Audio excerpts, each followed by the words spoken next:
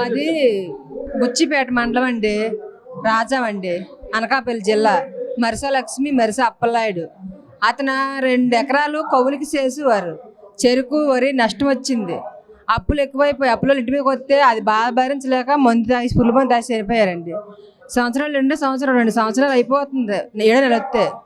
కానీ మా వల్ల గవర్నమెంట్ వల్ల మాకు రూపాయి చెందలేదండి. మాకు చాలా కష్టాలు బాధల్లో ఉన్నాం. బాబు చదవలేదు, నాన్న చనిపోయారు, మన అప్పులో ఎక్కిస్తాను, నువ్వు డబ్బులు కట్టలేవు, నేను స్కూల్కి వెళ్ళలేను, నేను స్కూల్కి వెళ్తే నువ్వు డబ్బులు కట్టలేవు అమ్మ, ఏడ్చుకుంటున్నావు అని బాబు స్కూల్కి వెళ్ళడం మానేశాడండి.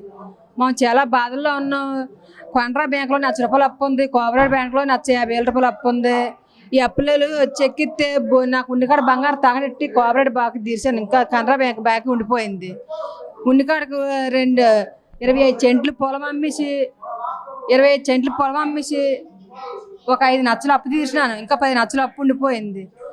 కుర్రోళ్ళు పెంచుకోవడం చాలా కష్టం అయిపోతుందండి, చాలా ఇబ్బంది అయిపోతుంది. ఏదైనా సాయం చేస్తారనేసి మీకు ధన్యవాదాలు చేస్తున్నామండి.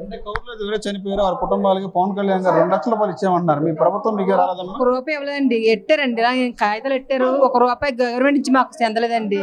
ఎన్ని బాధలు పడుతున్నా, కుర్రోళ్ళు పెంచుకొని చాలా కష్టం అయిపోతుంది. గవర్నమెంట్ వల్ల ₹1 రాలేదు. మొన్నటిదాకా పిలిచి 4 నెలలు బట్టి పిలిచి వస్తుంది. ఎడితే మా ఊర్లో వాళ్ళు నాయకులు ఎట్టారు. చాలా ఇబ్బంది అయిపోతుంది. పిల్లలు పెంచుకోలేకపోతుంది. నాకు ఒంట్లో బాగుంటుంది. చెరువు పనికి వెళ్తానండి, రైతు ఇది ఉంది కదా ఉపాధి పనికి వెళ్తున్నాను. పనికి చేసుకోలేకపోతున్నాను, పిల్లలపై చదివించుకోలేకపోతున్నాను. చాలా కష్టంగా ఉంది మా కుటుంబం బతకడానికి. ముసిలిది ఒకటి ఉంది, ఆ ముసిలిది బాగాలేదు.